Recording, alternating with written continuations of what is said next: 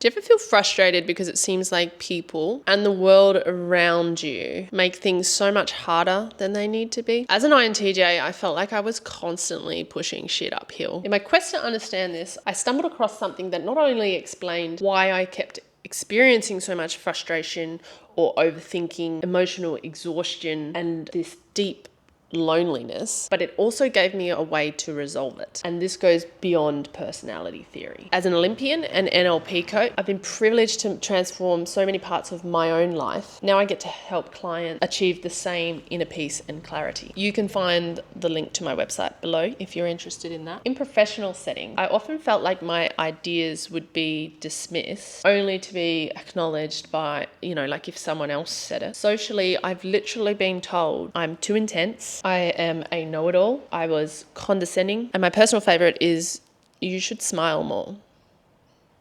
These comments made me question whether there was something inherently wrong with me, and I felt really well-intentioned, but that I was extremely misunderstood. I ended up stuck in this loop of overanalyzing, striving for perfection, and still feeling as if I was falling short. Everything and everyone felt so frustrating for me to deal with. Despite my capabilities, I felt misunderstood, isolated, and mentally drained. It's almost as if the world wasn't designed for someone who thought and felt the way that I did. In this video, I'm going to walk you through why that internal resistance or frustration shows up, not just for INTJs, but for any type. And I'll show you how understanding your subconscious pattern and how they were wired in the first place can really start to shift everything. And I'll give you a couple of action steps that you can start using today. So, why the frustration? Have you ever noticed that people can experience the exact same situation completely differently? One person might be absolutely terrified of public speaking, while another one gets energized by it. Or you and the friend had a experience and you recall it completely differently. Or you hear two of your other friends in conflict and their stories about the same thing seem to be completely different. Why is that? Because of course, we only ever experience our version of reality, our own meaning. It's subjective. And if you're into typology, you would recognize this strongly. As we grow and as we learn, and especially as we learn language, our nervous system begins to build an internal subjective map of our experience. This map becomes our internal subconscious reference system. So say when we're 1 to 3 years old, we start learning things like, this is mummy, this is a cat. If I say, please, they're adults. They give me things. And if we learn more words, we learn to better describe the world. And what our brain starts to do is it starts to make meaning of the world. But we're still little.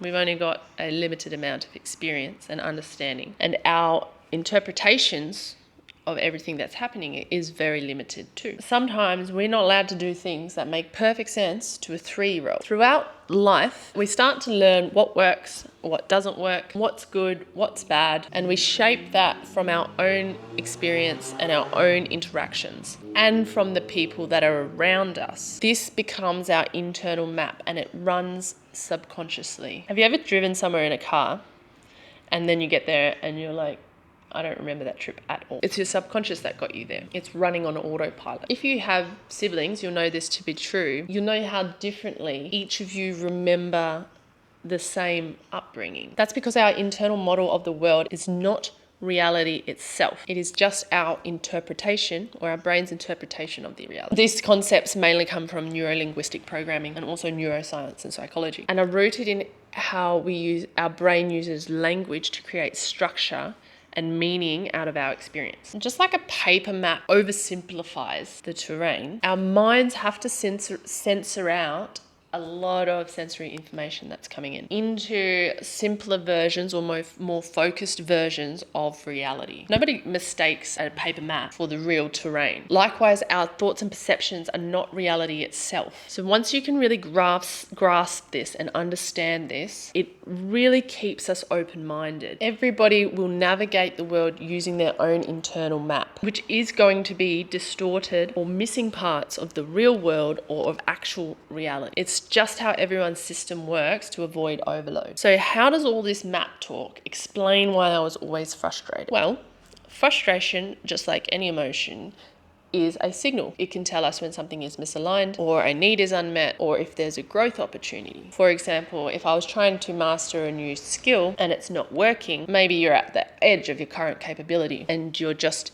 in that growth zone, which is a little bit uncomfortable for a while. Or are you frustrated in a relationship? Maybe a boundary needs to be set or renegotiated. Maybe it's indicating that something that you value is being compromised. Maybe I keep procrastinating. There could be a mismatch between what you think you should want and what you actually value. Maybe I'm getting frustrated because I feel unseen or underutilized, or I'm just getting bored. Potentially, maybe I'm in the wrong environment and the frustration is trying to push me to move out of that, push me towards growth. But when frustration starts to loop with no resolution, that's when it becomes unproductive, and that's when it's not a signal. It's just a loop in your brain that keeps running an old outdated map and it's no longer serving you. So perhaps you're ruminating on things that you can't control. So you're stuck in this reactive mode and you might not be taking ownership of what you can control. Maybe you're frustrated that you're making no progress and you keep spiraling. Again, you're probably not finding the point where you can take ownership over what you can control. You might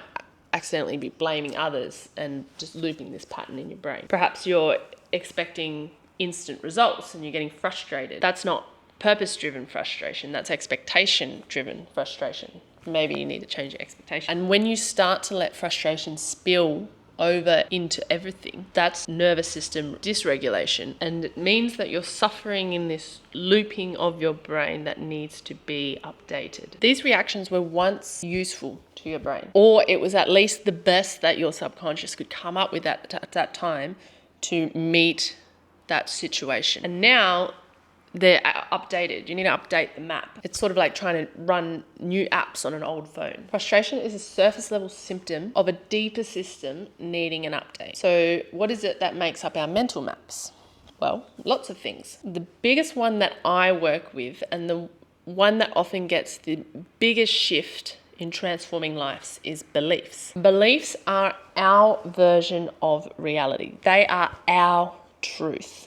They're not the truth, but they are our truth. They're the truths that our brain has created based on our interpretation, not necessarily the objective truth. They shape how we see the world, people, and how we see ourselves. And a lot of the time, a lot of beliefs are formed when we were very young, and they were based on limited information or emotional experiences. Some of them are useful, a lot of them are not. As a general rule of thumb, as you grow and develop, you want to replace beliefs that you thought when you were a child, but some are developed a little bit later and they're taught within the system. So for example, if you think about it, did you fear failure as a toddler? Probably not. You didn't go around saying to yourself, I'll never be able to walk, I'm just not going to try. I may as well give up. Or when you were learning to talk, it's not like you grabbed a grammar book and you were learning to talk, you just learnt by trial and error. But over time, new beliefs were formed, and some served you and some no longer serve you. So what is it that we can do about these beliefs that become limiting? In all honesty, if you want to do this fast, work with a practitioner. It's easier and it's more effective. My website link is below if you want to do that. But if you are like me and you want to try on your own first, here's where you can start. Number one, you want to map out your current reality. What is a problem that you're experiencing? Write that down. What is it that you have been unable to change? Then you need to think about what is it that you want instead. Now, this is not what you don't want. So a lot of people will have an away from answer like, oh, I don't want to feel this anymore. I don't want to feel frustrated anymore. So what do you want instead of frustration? So I might want peace. I might want calm. I might want the ability to respond appropriately to that situation instead of getting lost in frustration. So it's what do you want instead? And then I want you to think about what would happen if you got that. I've also linked a document below that has some more questions if you want to explore that further. Number two is you want to clean up your definitions. So your brain is constantly filtering the world and constantly filtering information through making generalizations, distorting informations, and deleting some information. It's just too much.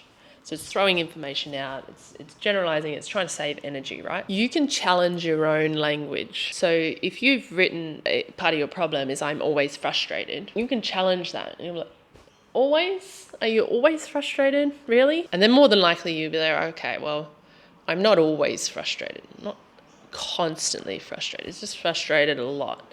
So it's not always. Your brain has made that generalization. Always is a generalization. You can use the free ChatGPT resource I'll put below, and that will help you break down your language in this way. Let me know how it goes. Our brains run best on very clear, very simple, and accurate language. Most of the time we are running off messy definitions and they lead to messy experiences. Let's take a basic example. What would you say if I asked you, what is a chair?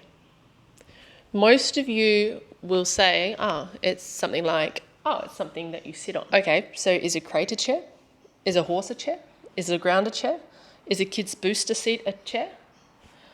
So then if we're to be more specific, we might say a chair is a separate seat for a person, typically with a back and 4 legs. Still, everyone will have a slightly different reference of what is a chair, and a horse still fits that definition. Now, start to think of abstract words like confidence, success, love, or freedom. There's rarely a consensus about what that means. I'd love you to comment below. What's your definition of success? And we can test this out. So what we want to do is break apart these abstract terms and meanings and clean them up. Our problems are often tangled up in vague language stored subconsciously. And all we want to do, it doesn't matter what your definition is, it's just, you just want it to be more useful than the one your brain is currently running off. So it doesn't have to be the same as someone else's. But all we want to do is update our internal maps to reference points that are more useful for who we are now and who we want to be. You could also go through the free 1-hour masterclass I've got on beliefs below if you want to start trying to change some of these beliefs. Your goal is to untangle overwhelm. Often our brain has just bundled too much into one problem. Once you clarify what specifically the problem is, you can start to address it. If you're stuck in patterns that aren't working for you and want a simple tool to understand what's actually controlling you, you can check out this video link here.